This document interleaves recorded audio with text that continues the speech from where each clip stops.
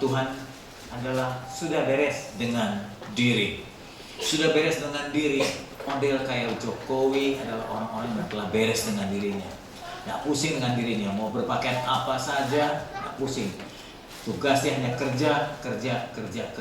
Itu salah satu contoh bagi kita. Begitulah orang yang beres dengan dirinya. Sementara kita melihat begitu banyak pejabat nggak beres-beres dengan dirinya. Kalau ditanya dia belum kaya, ternyata sudah sangat kaya, bahkan lebih dari kaya, bisa tanda kutip super kaya. Tetapi belum beres-beres dengan dirinya. Korupsi dilakukan terus-menerus. Makanya kalau berkata, kenapa ya di tengah bangsa kita nggak pernah berhenti kasus seperti ini? Ya masalahnya pejabat-pejabatnya tidak beres dengan dirinya. Belum beres dengan diri. Kalau beres dengan dirinya, tidak ada kasus yang muncul lagi. Maksud saya tidak banyak kasus yang muncul. Ini adalah gambar cermin. Gambar cermin dengan wajah yang berantakan, menggambarkan tidak beresnya hidup seseorang. Kalau bercermin, wah masih berantakan. Kehidupannya masih perlu dibenahi. Terdengar berita adalah para koruptor, entah ini politik atau tidak, ini koruptor ditangkap-tangkap gitu. Di Cina, dan itu sudah berjalan beberapa waktu lalu, hukumannya adalah mati. Nah, tak hentinya kasus korupsi dan penyalahgunaan kekuasaan untuk memperkaya diri tak pernah berhenti. Bukan karena mereka kurang gaji, kurang besar di upah, kurang besar pendapatan keuntungan, tapi penyebabnya adalah mereka belum beres dengan dirinya. Seseorang dulu pernah mengatakan, coba ada kalau seorang pegawai negeri kasih gaji besar, dia ngakuin korupsi. Mungkinkah? Betulkah ibu bapak? Saya tanya saudara, kalau seorang kerja dikasih gaji besar, kira-kira masih bisa korupsi nggak? Masih. Persoalannya bukanlah korupsi, persoalannya bukan gaji besar kecil, tapi soal kesempatan. Orang Kristen juga sama. Orang Kristen suci ya, nggak buat dosa. Persoalannya bukan suci dosa, dia dapat kesempatan atau tidak dapat kesempatan. Oh pak, dapat kesempatan pak, dia pernah disogok pak, berapa? 5 juta. 5 juta sih, coba 5 miliar, coba 500 miliar, coba 2,3 triliun. Nah itu kan kesempatan yang besar. Kalau ada kesempatan dan gambar diri belum beres, pasti terjebak. Pasti jatuh dalam kesalahan yang sama. Jadi sebetulnya kalau Pak Jokowi berkata bangsa ini perlu revolusi mental adalah benar. Tapi butuh waktu. Sampai ada orang berkomentar, untuk meruang mental bangsa ini mungkin perlu 2 generasi lagi hilang. Generasi sekarang hilang, generasi berikutnya kan niru nih, hilang lagi. Mungkin generasi ketiga mulai bisa membenahi diri. Cina adalah negara yang sudah generasi begitu banyak, ribuan tahun mereka sudah ada di negeri itu, dan mereka terus membenahi diri. Sekarang jadi bangsa yang setara, bahkan mungkin yang terhebat di dunia dalam segala bidang. Saya mulai dari hal kecil, tusuk gigi buatan Cina, rokok buatan Cina, mobil buatan Cina, kereta buatan Cina, pesawat. Jadi tidak ada yang nggak dibuat oleh Cina. Makanya Alkitab pernah berkata, langit dan bumi ciptaan Tuhan, selebihnya buatan Cina. Itu tidak saudara, hanya langit dan bumi ciptaan Tuhan, sisanya buatan Cina. Anda pergi ke benua mana saja. Saya pergi ke Australia melihat itu boneka kanguru. Saya pikir buatan Australia. Saya buka made in China. Ke Amerika juga sama. Lihat kalung, lihat apa, kaos made in China. Cina sudah mulai merancang pembuatan kereta bawah laut Cina ke Amerika. Luar biasa banget. Saya usulin sama bagian kontraktornya, kalau bisa keretanya dari kaca, supaya saya bisa lihat ikan semua sepanjang jalan, betul nggak? Daripada nyelam apa namanya? Diving, snorkeling. Ya daripada snorkelingnya setengah mati kita. Ini naik kereta sepanjang jalan dari Cina ke Amerika mau lihat segala jenis ikan. Luar biasa banget kalau itu terjadi. Bisa saja kan ya? Keretanya dari kaca semua, yang anti peluru itu. Wah hebat banget itu kalau bisa begitu. Hebat banget. Saya doain tuh. Baik ibu bapak, itu persoalannya. Beres dengan diri. Jadi bukan hanya jemaat, negeri pun, bangsa pun, pejabat pun mesti beres dengan dirinya. Kalau udah beres baru bisa benahi. Kalau udah beres baru bisa melayani dengan hebat. Akarnya sebetulnya sederhana, yaitu keserakahan. Akarnya keserakahan, tidak puas diri. Itu dimulai dari Adam Hawa. Tuhan ciptakan manusia pertama Adam Hawa dengan seluruh fasilitas. Yang punya tanah terluas di dunia adalah Adam Hawa. Tidak ada kontraktor tandingannya. Yang punya istri tercantik di dunia Adam. Yang punya pria suami terganteng Hawa. Punya kekayaan emas, perak, sungai Tigris dan Efrat adalah Adam. Punya perkebunan yang luar biasa juga Adam Hawa. Tapi toh jatuh juga dalam kesalahan. Saya juga nggak habis pikir. Makanya saya katakan tadi, sekalipun gaji besar, kalau ada kesempatan masih saja orang bisa berbuat salah.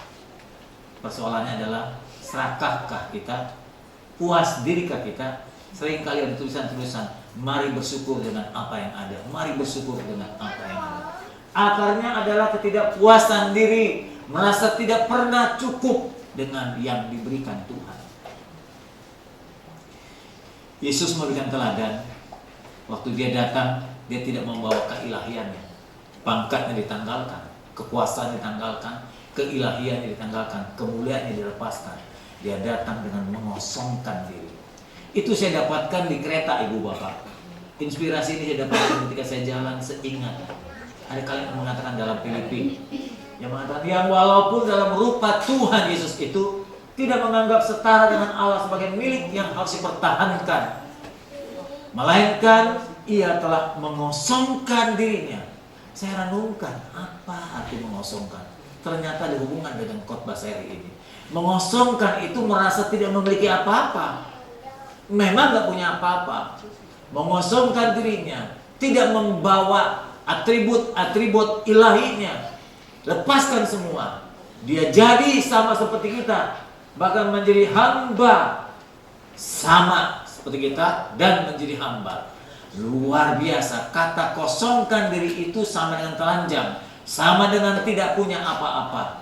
Perkataan yang sama diungkapkan oleh Ayub ketika Ayub kehilangan segalanya. Dia ungkapkan, aku datang dengan telanjang, aku keluar dari rahim ibuku, dan dengan telanjang juga aku kembali ke dalamnya. Dengan kalimat yang lain, dengan telanjang aku lahir, dengan telanjang aku kosong datang ke bumi ini, dengan kosong aku datang ke bumi ini, dengan kosong aku pulang dipanggil Tuhan. Datang tidak membawa apa-apa, pulang meninggal pun tidak membawa apa-apa. Ungkapan yang sama tentang kekosongan diri. Itu berarti beres. Dirinya nggak perlu apa-apa lagi. Dirinya nggak perlu kekuasaan, kemuliaan, pujian, kehormatan. Nggak perlu lagi. Dirinya hanya untuk melayani. Paulus ungkap lagi tentang hal kejayaan, kekuasaan, kekayaan. Dia berkata, malahan segala sesuatu kuanggap rugi karena pengenalanku akan Kristus Yesus Tuhanku. Sebetulnya tujuan yang utama saat kita berjuang dalam perjalanan hidup adalah belajar bagaimana mengenal Tuhan yang benar, bagaimana mengenal jalan-jalan Tuhan yang benar. Dan oleh karena Dialah aku melepaskan semuanya. Oleh karena Kristuslah aku melepaskan semuanya itu dan menganggapnya sampah, kosong lagi. Jadi gak ada apa-apanya itu semua, supaya aku memperoleh Kristus dengan utuh. Ini kata-kata yang luar biasa banget nih Bapak. Saya belum sampai ke sini, tapi saya berjuang untuk ke sini. Saya sampaikan ini bukan berarti saya sudah. Saya mengajak kita bersama-sama. Ayo berkata seperti Paulus, ayo berjuang seperti Yesus, ayo belajar untuk membereskan diri. Surat Paulus kepada muridnya Timotius berkata juga, aku telah bertanding dan aku telah mengakhiri pertandingan itu dengan baik. Hidup ini adalah pertandingan. Salah satu pertandingan terbaik adalah membenahi diri. Membenahi diri, jangan sampai dirongrong oleh keserakahan dan kerakusan. Aku telah mencapai. Kalau orang sudah ikut pertandingan, nggak ada gunanya kalau mencapai finish. Nggak capai finish, sudah lah, ngos-ngosan di tengah jalan. Percuma, apalagi yang balik lagi. Nggak jadi bertanding balik. Jadi dia sudah mencapai finish dari akhir dan aku telah memelihara iman. Ini pun merupakan sebuah pemberesan, pembenahan diri. Hidup adalah pertandingan kehidupan. Sepanjang pertandingan, latih diri kita supaya saat datang pertandingan kita bisa mengakhiri dengan baik. Apa sih arti dan ciri beres dengan diri? Bagi saya, beres dengan diri itu ya seperti tidak ada ambisi negatif lah gitu. Saya bilang sama Bu Wiwi, kadang-kadang kalau buka-buka cabang gereja lu, saya bilang kita ini ketinggalan banget, cuma 2. Wiwi ngomong 2 aja setengah mati. Jangan kita yang nangani, kita pilih daripada koordinator ini jadi pendeta. Itu kita udah buka nih, kita rintis sebagai rasul. Nah itu udah jadi, kita taruh. So, dia yang gembalakan. Itu supaya makin lebar jaringnya. Capek katanya. Sampai udah gak ada ambisi. Sementara orang gitu. Itu kok rasanya berat banget itu yang membukanya. Kita lebih suka melayani aja dah gitu. Ini mungkin salah satu tanda kita sudah mulai membenahi diri. Nggak serakah lagi dengan diri sendiri, nggak serakah dengan kekuasaan, nggak serakah dengan kekayaan, nggak serakah dengan kehormatan, nggak serakah dengan kepopuleran. Itu mungkin tanda-tanda diri dibenahi. Kalau mungkin saudara punya kosakata yang lain, silakan melengkapi ini. Jadi menurut saya definisi begitu, orang yang mulai membenahi diri, mulai ya bukan sudah, adalah orang yang mulai mengurangi ambisi, keserakahannya terhadap itu kekuasaan, kekayaan, kehormatan, kepopuleran. Ya, kalau kebetulan disuruh, ayo nyanyi, pas nyanyi suaranya bagus, setelah puji, suaranya bagus, iya makasih. Sebenarnya saya tadi nggak siap diri loh, bayangin nggak siap aja begitu bagus. Saya nggak siap diri loh, mendadak aja. Itu orang rendah hati ya, jongkok dia di atas meja. Dia mau merendahkan dirinya, tapi juga mau mengungkapkan ketinggian hatinya. Banyak orang begitu. Saya sangat bisa membaca. Orang-orang yang ingin menampilkan kerendahan hati, sesungguhnya enggak. Dia semua ingin meninggikan diri, tapi dia gunakan bahasa supaya kelihatan dia rendah hati. Benar enggak? Terbaca banget. Kalau bagi saya terbaca sekali. Saya nggak siap. Dan hati nggak siap aja gitu bagus gimana kalau siap gitu loh maksudnya. Orang semacam itu orang-orang yang tidak lagi memerlukan kepopuleran, semata-mata hanya untuk Tuhan, untuk Tuhan. Kedua, tiap hari orang ini yang mulai membenahi diri, membereskan diri, memikirkan bagaimana memberkati orang lain, bagaimana hidupnya berguna bagi orang lain, bagaimana hidupnya bermanfaat bagi orang lain. Jadi bukan kesini lagi, bukan aku, bukan gitu lagi. Kita para hamba Tuhan pun harus kesana lagi, bukan aku lagi. Hidupku bukannya aku lagi, terus apa? Tapi Yesus dalamku, hidupku bukannya aku lagi. Terus ngulang lulu sih. Yesus hidup dalamku, itu kata-kata yang bagus banget, cuma jangan dinyanyikan. Jadi bukan aku lagi. Selama aku, waduh, egoisnya muncul banget. Kalau aku nggak diperhatikan, kalau aku nggak dipuji, kalau aku nggak dicatat namanya, kalau aku nggak disebut, kalau nggak, aku semuanya. Kalau udah begitu, dirinya belum beres. Orang yang sudah mulai beres dengan dirinya, gampang sekali korban, gampang banget. Karena buat dirinya udah beres, jadi buat orang lain yang belum beres. Jadi kalau diminta buat orang lain, gampang banget. Mudah memberkati, mudah menolong. Itu ciri-ciri orang yang beres dengan dirinya. Ia tidak mudah terjebak dalam sogokan, suapan, keserakahan. Karena bagi dirinya aku sudah cukup gitu. Aku sudah cukup. Kapanpun kalau Tuhan panggil, dia selalu bilang, aku siap Tuhan. Aku siap Tuhan. Udah beres? Kalau udah beres mau ngapain lagi? Kalau Anda bilang sama saya udah beres sekarang, manggil besok nggak apa-apa. Minggu depan boleh juga makin siap. Bulan depan oke, lebih siap lagi. Tahun depan, nah hati-hati kalau tahun depan kelamaan nih. Namanya manusia yang suka berubah-ubah. Jadi kalau bisa dipanggil lebih cepat lebih baik. Yusuf Kala berkata begitu motonya, lebih cepat lebih baik. Saudara siap? Bukan sama dengan putus asa ya, artinya udah beres.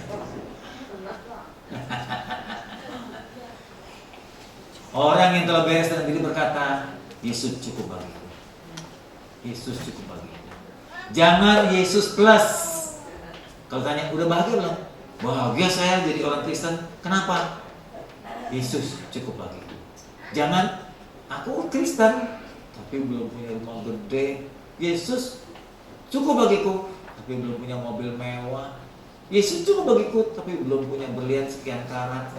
Rasanya begitu tiap kali dipikirin, belum ini, belum, mungkin jangan-jangan di ruang ICU pun nanti berkata, aduh kok hidup begini banget, belum punya ini, belum, udah meninggal, udah di ujung maut, nyesel banget karena belum memiliki sesuatu. Ini orang gak beres nih. Yang beres berkata gini waktu di ruang ICU, Tuhan terima kasih, hidupku telah kupakai untuk memberkati banyak orang. Gitu. Bukan aku belum punya ini, aku belum punya itu, bukan begitu. Orang yang beres dengan dirinya, Tuhan aku bersyukur kesempatan yang ada telah kuberikan bagi orang lain, kuabdikan bagi orang lain. Itu yang telah beres dengan dirinya. Tolong ibu bapak cermati kata-kata saya ini. Cermati kata saya ini dengan baik, supaya ibu bapak makin berkenan di mata Tuhan. Sementara mungkin gereja lain menyuruh Anda mengejar kekayaan, tapi di gereja ini bukan begitu.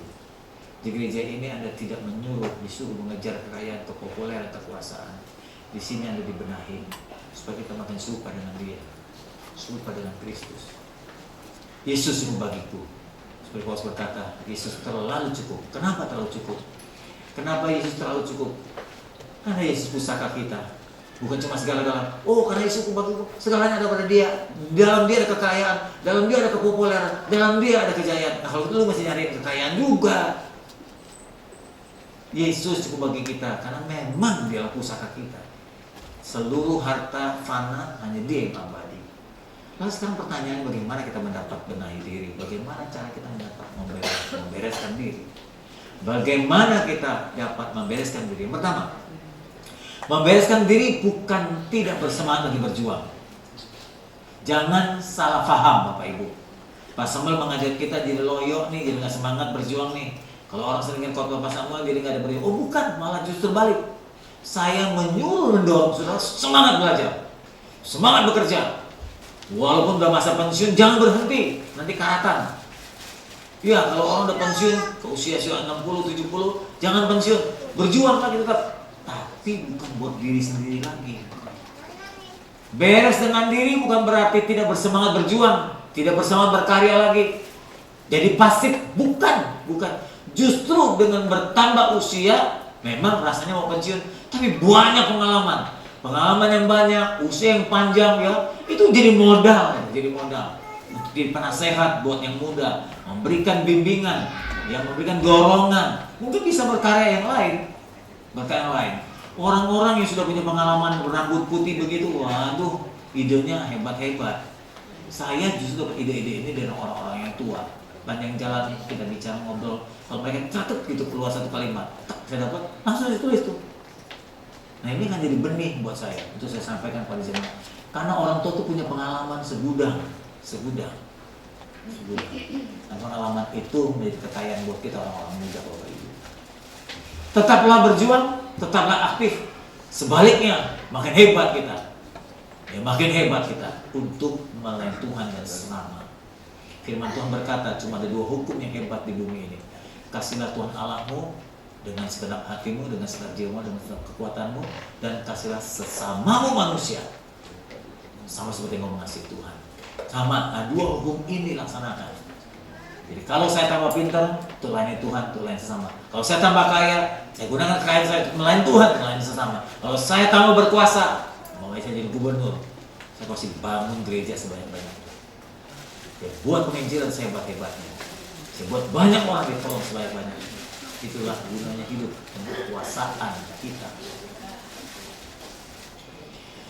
Kita tahu tujuan hidup kita bukan ke dalam lagi, tapi keluar, melayani Tuhan dan melayani sesama. Jadi ciri-ciri orang yang mulai membereskan dirinya adalah yang kedua, untuk bisa membereskan diri, saya katakan dalam yang kedua, harus berjumpa dengan Tuhan. Karena pemberesan diri itu seharusnya dimulai dengan hidup yang baru, pola yang baru, inisiatif yang baru, imajinasi yang baru, paradigma yang baru. Dan itu hanya bisa dimulai kalau kita berjumpa secara pribadi dengan Tuhan. Orang banyak beragama, namun kalau tidak berjumpa dengan Tuhan, tidak pernah mengalami kehidupan yang baru. Paradigma juga pasti lama. Makanya saudara jangan heran kalau ada orang Kristen, oh gitu ya masih ya, kok masih egois ya, kok masih mentingin diri ya, nggak berjumpa dengan Tuhan. Saya pribadi belum berjumpa dengan Tuhan. Jangan saudara pikir kalau udah ke gereja masuk surga semua, nggak gitu ibu bapak. Perempuan Samaria selama hidup menjadi simpanan 5-6 laki-laki. Yesus sendiri bicara dengan dia, ajak suamimu. Dia bilang, aku nggak punya suami. Betul, sudah 5 suami yang ada padamu, tapi bukan suamimu. Hidupnya lama, paradigma yang lama. Dari jumpa dengan Tuhan langsung berubah total hidupnya. Perjumpaan itu memulai di dalam perjumpaan dengan Tuhan. Itulah mulainya pemberesan diri. Ketiga, ini saya tambah lagi untuk mempererat. Caranya bagaimana sih berjumpa dengan Tuhan? Nah, Abra itu adalah program yang paling tepat. Setuju Bapak Ibu? Nanti di awal tahun saya minta beberapa orang yang rajin setia lakukan Abra bersaksi. Apa sih manfaatnya Abra? Apa sih dapat berkatnya Abra? Ada beberapa orang bisa baca tapi nggak bisa bikin renungan. Nggak apa-apa. Ini program yang baik. Ketemu dengan Tuhan pagi hari doa. Habis doa buka Alkitab. Ya, kan sudah disusun program. Udah buka, renungkan lagi. Kemudian baru ditulis, dikirimkan ke gembala. Tiap hari begitu, bagaimana gak hebat? Setahun pertama syarat masuk surga sudah dipenuhi. Syarat masuk surga kan mesti baca Alkitab. Kalau enggak nanti gini, saya bayangin kalau belum baca Alkitab. Ketika Anda pulang ke sana, terus kemudian biasanya pintu surga terbuka, ini kan ditutup. Nah, kok tutup ya? Saya dengar kabar dari teman-teman yang meninggal duluan, pintu surga terbuka katanya. Oh ditutup, Anda ketuk. Yesus nggak buka gerbang, Yesus buka jendela. Mau ngapain? Kok mau masuk Yesus? Udah baca Alkitab belum? Nggak bisa bohong kan sama Yesus? Belum. Nah ini Alkitab, baca dulu, tunggu situ ya. Udah habis baru nanti lapor lagi, ketok pintu lagi. Gitu. Nah daripada begitu lebih baik dari sekarang baca Alkitab, amin. Woi. Amin. Jadi Abra ini adalah program syarat masuk surga. Amin. Ini salah satu cara berjumpa dengan Tuhan. Ngobrol, bicara dengan dia bicara dengan kita. Begitu caranya. Nah itu dengan komunikasi yang baik. Kalau ini berjalan setahun, Anda akan hebat. Dan saya lihat Anda hebat sebelumnya. Anda tuh hebat. Renungan-renungan Anda yang saya baca tiap hari 40 renungan. 40 berapa ya? 42 atau 46 ya? Saya lupa. 42 renungan yang Anda kirimkan tiap hari saya baca. Termasuk sepanjang perjalanan ke Cina. Saya membaca di kereta. Terus saya baca. Banyak dapat inspirasi dari saudara. Saya pun sebagai gembala diberkati oleh saudara. Kan senang dengar begini. Amin. Baik. Yang belum bisa bikin renungan tidak apa-apa. Yang penting saudara baca saja. Jadi tahu apa kata Tuhan dalam diri saudara. Ketiga, bagaimana cara membereskan diri? Belajar pikul salib. Belajar sangkal diri. Yesus yang bicara sendiri. Mau ikut aku? Mau jadi muridku? Pikul salib, sangkal diri. Pikul salib artinya kan salib kan gak enak. Namanya salib kan gak enak. Menderita. Jadi oleh karena kebenaran, jadi Kristen yang benar kita menderita, oke saja, gak apa-apa. Jangan menghindar dari penderitaan demi kebenaran. Kalau Anda benar dipuji, Anda gak dapat upah lagi dari Tuhan. Anda berbuat baik dipuji, Anda gak dapat pahala lagi. Tapi kalau Anda berbuat baik dicela orang, Tuhan yang membayarnya. Tuhan yang mengumpahkannya. Itu kata salib. Sangkal diri. Nah ini, kalau ada yang mengajak Anda berdosa, berani menolak. Berani menolak terhadap keserakahan. Berani menolak terhadap kedagingan dan keberdosaan. Itu kata sangkal diri. Sangkal dirimu untuk hal-hal yang mengandung keberdosaan dan kedagingan. Yang keempat, untuk bisa membereskan diri, sadari kita sudah dan terus berharga bagi Tuhan. Saya ini begini catatan kan, ini asli Bu Bapak. Anda lihat orang Korea, aduh laki-lakinya cantik-cantik. Laki-lakinya cantik-cantik. Ya, bukan ganteng. Lakinya cantik, mukanya lelaki lebih cantik dari perempuan. Simetris semua, hampir sama. Ini repot, yang butuh ketelitian. Anda kalau lihat suami yang mana suaminya bingung, hampir sama semua mukanya. hasil operasi. Bapak Ibu, ini salah satu juga menurut saya tidak menyadari dia berharga. Kamu pesek, saya berharga di mata Tuhan. Kamu kurus, saya berharga. Kamu bulat atas, saya berharga. Gitu. Harus ditangkis. Kita ini memang berharga banget. Betul loh, berharga banget. Anda kenal dengan pelukis yang terkenal, Maestro Abdul Basit Abdullah. Waktu itu dia gambar melukis Pangeran Diponegoro naik kuda. Gagah banget. Lukisannya nggak bisa dijual, harganya nggak terhingga. Ditayangkan di Museum Patera. Nggak lama digambar babi, jelek babinya. Kan harusnya di babi nggak dianggap, harganya miliaran. Gambar babi, tapi miliaran. Pertanyaannya, babi yang jelek berharga mahal karena pelukisnya terkenal. Pelukis kita adalah Tuhan. Maaf. Ada kata kita kayak babi gitu, tidak berharga. Kecuali ketemu orang Batak, habis gitu. Ketemu orang Cina, habis.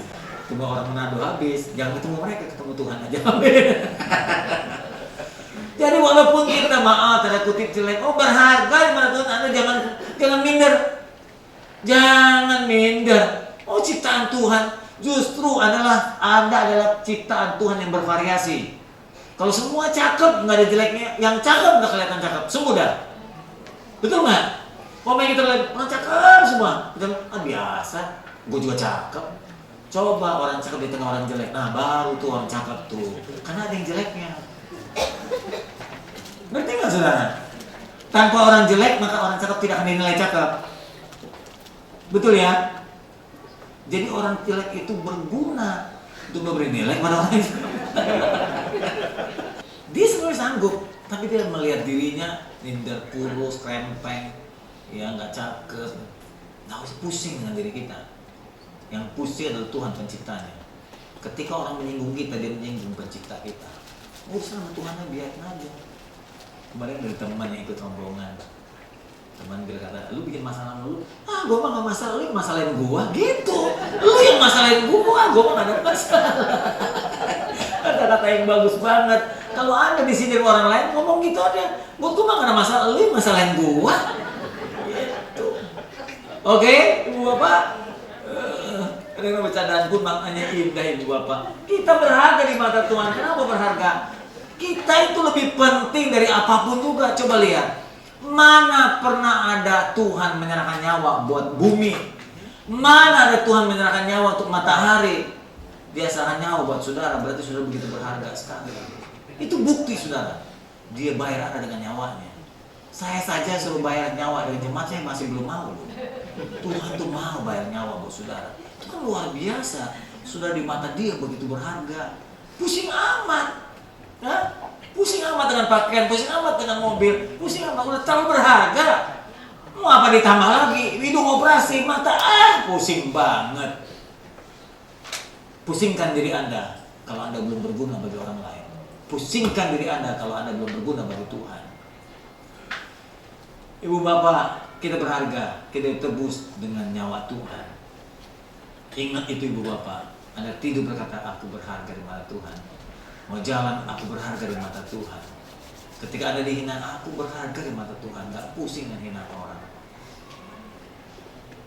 Mata Tuhan dan mata seluruh malaikat, Anda tahu tidak? Memperhatikan saudara tiap hari. Ketika Anda tidur, dia lihat.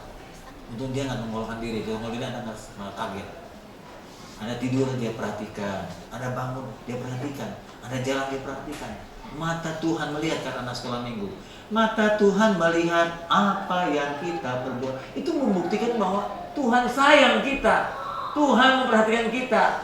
Ada firman mengatakan sebagai bukti, 1 orang saja bertobat, seluruh isi surga bersorak-sorai. Bukankah itu bukti bahwa Anda begitu diperhatikan oleh Dia? Tak pernah diberkedip melihat saudara. Betapa berharganya Anda. Saya ingat kalau anak masih kecil-kecil dulu, kalau mereka sudah tidur semua, saya belakangan tidur biasanya. Saya anak-anak lucu, indah sekali gitu ya. Anak tidur tuh manis banget kelihatannya. Kalau istri gimana? Indah juga lah istri ya. Dan suami juga kan gitu, istri dan suami juga kan indah toh. So istri berkata, ini suami yang telah berjuang dari pagi sampai pagi lagi. Ini suami telah berjuang puluhan tahun yang membuat saya hidup seperti ini. Kan begitu istri ya. Amin. Sebelum gua gigit juga. Begitulah mata Tuhan melihat kita. Tiap hari dia lihat, indahnya ini anakku, indahnya ini anakku. Itu. Aku sayang dia dan aku telah buktikan sayangku memberikan nyawa yang baginya. Pembenahan diri sebetulnya sejajar dengan berjalannya usia. Saya alami itu. Kalau saya bicara sama Wiwi, dia suka protes sama saya. Saya mulai sadari ketika teman-teman di GBI Cimahi, saya sudah berjemaat, bergabung dengan Cimahi itu berapa tahun ya? 20 tahun lebih kalau nggak salah. Waktu kami ketemu Natal, mereka bicara, saya diam ya. Lupa sama aku diam aja. Ya diam aja, dengar aja. Kok nggak ngomong? Ya apa yang udah ngomong, saya bilang. Tuh, biar orang bilang, kalau dia bilang, biasanya orang tambah tua, tambah sedikit ngomong ya. Kalau perlu dia ngomong, kalau nggak perlu jangan ngomong. Gitu Pak Idian ya. Yang saya lihat aja pada diam aja, mau dengerin gimana. Orang tambah tua, pengalamannya kan tambah banyak. Satu. Kedua, dia berpikir lebih dalam. Tiga, dia pasti tambah pinter. Orang kalau begini, ngomongnya sedikit. Kadang-kadang saya kasih usulan ke istri, itu mah gak usah diomongin kan, yang gitu mah gak perlu diomongin gitu. Itu salah satu juga pembenahan diri. Menurut saya, dengan berjalannya waktu dan usia, pembenahan diri itu mesti berjalan jajar. Jadi kalau grafik ini ya, jadi kalau tambah tua, tambah konyol, nggak tahu kita nggak habis pikir kenapa begitu. Biasanya bertambah tua, terus tambah tunduk, tambah banyak hal dibereskan. Sudah karena apa? Karena sudah banyak yang dialami. Jadi pengalaman itu membantu dia untuk banyak berdiam diri dan membenahi diri. Kedua, biasanya orang yang sudah tambah tua, daya juangnya, semangat juangnya berkurang, makin melemah. Jadi kalau Kok Asun bilang saya mau pensiun, itu ada benarnya. Karena semangat juangnya sudah berkurang. Anak muda lain, anak muda mau begini, bet. Orang Cina kelebihannya salah satu itu, kalau kerja itu cepat banget, apalagi orang muda. Kalau di restoran, bang, kita sini pusing gitu, mampu dibantu sini, garbus dong, cepat banget. Karena masih muda, tapi udah tua, lemah lah. Yang jalan juga banyak lemah. Kalau kita menyeberangnya dia yang bikin macet. Apalagi naik tangganya masih satu dong. Aduh, lama banget mau istilah kayak Mr. Bean, susah banget tuh. Semangatnya berkurang, tentu ambisinya juga berkurang. Udah nggak mau lagi. Kayak sekarang begini, suruh bangun gereja saya tuh agak males gitu loh. Hanya demi kebutuhan gereja aja. Udah capek banget, udah hampir 38 tahun saya melayani Tuhan. 2 tahun lagi 40 tahun saya berjuang dalam melayani Tuhan. Suruh ke gereja baru tuh rasanya udah malas banget. Bukan tidak mau, rasanya tenaganya udah habis separuh. Kalau waktu umur 20, wah jangan tanya saudara. Saya beritahu Anda ya, saya cari bata sendiri loh. Saya bukan cari bata bekas sendiri. Saya mau gerobak sendiri. Dulu Mangga 2 kan dibongkar oleh Duta Pertiwi Agung Sedayu. Kan banyak bangunan yang ditinggal tuh. Saya tuh beli bata bekas tuh bangun gereja di Mangga 2. Gak bisa beli bata baru kalau mahal. Dan saya yang suruh mukulin sendiri.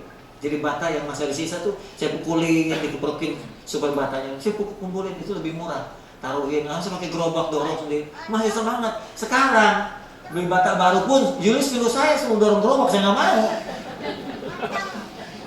Dulu saya kumpulin bata bekas untuk bangun gereja di Mangga 2. Saya mulai. Saya semen.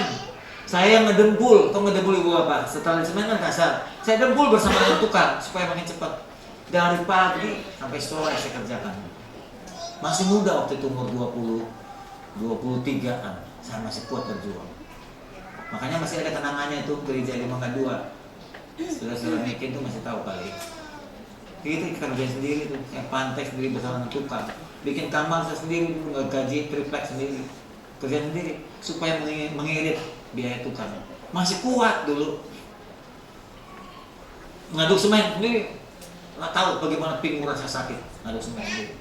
Bantu tukang supaya percepat jalannya. Tukang beberapa jemaat dibayar saya seperti Kartono, siapa begitu. Mereka kerjakan, kita kerjakan sendiri. Bang. Masih kuat sekarang. Ya udah makin melemah. Ambisinya pun udah nggak lagi. Udah nggak seperti dulu. Nah, nggak begitu. Yang begitu lagi. Pak, perintah ini bukan sama. Nah, saya ingin dekat dengan Tuhan. Saya ingin lebih tahu hati Tuhan. Saya ingin tahu kebenaran lebih banyak lagi. Saya tidak hebat Ibu Bapak. Saya bicarakan bukan hebat. Itulah kekurangan saya. Ingin dekat dengan Dia. Sisa dari hidup yang ada sekarang untuk melayani Tuhan. Lain sesama. Bagaimana sekarang jadi berkat buat orang lain. Makanya visi kita berbeda. Dulu kita pergi ke pulau-pulau, bawa makanan banyak, bawa ini. Sekarang enggak, cari gembala-gembala yang susah. Mungkin gereja kita memang gak hebat, gereja kita gak kaya. Tapi bukan berarti tidak bisa mampu memberi. Jangan memberi menunggu kaya. Jangan menunggu kita melimpah harta baru memberi. Dari kekurangan, dari kesederhanaan kita belajar memberi. Gereja kita belajar memberi kepada gembala-gembala sidang di daerah. Persembahan yang saudara kumpulkan itu kami bawa ke daerah-daerah. Itu kita bagikan. Kurang, kita yang tambahkan. Tiket tidak pernah kita ambil dari kas gereja. Kita selalu bayar sendiri. Belajar untuk jadi berkat. Sisa hidup yang ada dipakai untuk melayani Tuhan dan sesama. Mungkin selama ini kita pikirkan diri sendiri. Buat aku, buat aku, buat aku. Sekarang bagaimana kita buat orang lain. Itu beres dengan diri sendiri. Anda bilang pelayanan. Tahukah Anda? Pelayanan yang hebat itu dimulai dengan beres dengan diri. Tanpa beres dengan sendiri, tanpa beres diri, pelayanan kita ditumpul. Tanpa beres dengan diri, pelayanan kita tidak indah. Salah satunya adalah ciri orang yang bisa melayani dengan indah adalah beres dengan diri, seperti seorang prajurit. Prajurit yang masuk medan tempur tidak pernah memusingkan dirinya. Tidak pernah memusingkan dirinya. Mana prajurit bilang, aduh, gue mau pulang nih seminggu aja ya Pak Komandan, saya tempurnya. Minggu depan kan anak saya ulang tahun. Nggak ada prajurit begitu. Hari ini ditugaskan, besok ulang tahun anaknya, dia nggak tunda karena komandan memberikan perintah. Nggak pernah pusingkan kan dirinya. Begitulah seorang prajurit. Firman Tuhan katakan itu tulisan Paulus kepada muridnya Timotius. Seorang prajurit yang sedang berjuang, tidak memusingkan dirinya sendiri dengan soal-soal kehidupannya, supaya ia berkenan kepada komandannya. Seorang prajurit yang masuk medan tempur makanya buat perpisahan menyedihkan. Mungkin dia pulang hidup atau kemungkinan besar dia mati di medan tempur. Tidak usah pusingkan. Keluarga, seorang istri yang akan dan mau menikah dengan seorang prajurit tempur harus siap kehilangan suami. Dia tidak memusingkan dirinya, baru layak menjadi seorang pelayan yang hebat. Begitupun dengan kita, tidak memusingkan diri. Mau dipuji, mau diperhatikan, mau dicatat, tidak. Masa bodoh. Layani Tuhan aja. Layani gereja saja. Layani sesama saja. Saya berterima kasih kepada saudara yang setia sebagai pelayan Tuhan. Sudah belasan tahun bersama saya di sini. Sampai saat ini karya saudara masih bagus, masih berguna. Anda lihat semua, biru, indah. Amin. Boro-boro dia bisa ngatur kota. Boro-boro dia bisa ngatur keluarga. Apalagi mengatur bangsa. Gak beres. Diri sendiri belum beres. Jadi untuk memulai seorang pemimpin, melayani bangsa kotanya adalah harus beres dengan dirinya sendiri. Harus dimulai dengan beres dengan diri sendiri. Sehingga dia bisa mengabdi dengan baik. Sama dengan pelayan Tuhan. Pelayan Tuhan yang baik adalah orang yang menuju, kalau belum beres sih belum, menuju pada pemberesan diri.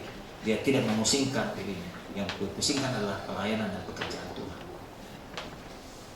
Terakhir, Anda tahu ini? Ini imam besar. Ada di ruang Maha Kudus. Ruangan ini ruangan ketiga dari Bait Allah. Ruangan halaman orang biasa. Ketika masuk melayani dalam kemuliaan. Kalau dia berbuat salah, selama 40 hari masih ada yang gak beres, langsung ambruk. Imam teman-teman lain melihat benang merah itu menyala. Wah, teman kita mati. Itu gak bergerak talinya. Keliningan di kakinya pun gak bunyi lagi karena dia gak bergerak.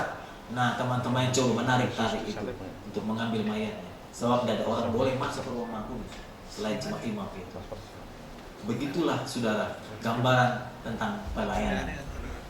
Lu tidak berkata, wah susah ya. Nah, buat kita tidak lagi.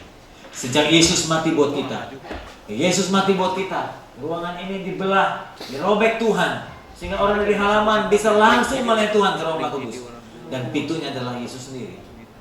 Sebab itu Tuhan berkata, akulah jalan, kebenaran, kehidupan. Tak seorang pun sampai kepada Bapa, tak seorang pun mampu melayani kepada Bapa kalau tidak melalui aku. Anda beragama apapun, tanpa Yesus Anda tidak akan berjumpa dengan Tuhan. Apapun agama, karena jalannya Tuhan sendiri. Jalannya adalah Tuhan sendiri. Tanpa ada Tuhan, Tuhan yang mana? Buahnya Tuhan akbar semua. Matahari akbar, langit akbar, ya gunung akbar. Tuhan yang jelas adalah cuma Yesus. Saya beritahu saudara yang baru pertama kali dengar firman hari ini, Tuhan yang paling jelas terlihat adalah dalam wujud Yesus Kristus. Dia datang, dia membuka jalan, sehingga kita dibolehkan dari ruangan halaman menemui Tuhan. Persiapannya adalah Yesus sendiri, jadi korban dan jalan. Kita diminta untuk membenahi diri, supaya kita makin dilayakkan, makin masuk dalam kemuliaan Tuhan. Amin. Mari saudara, kita bereskan diri kita dari segala hal yang Tuhan tidak berkenan, dari keakuan, serakahan, keduniawian. Dengan sebuah pujian.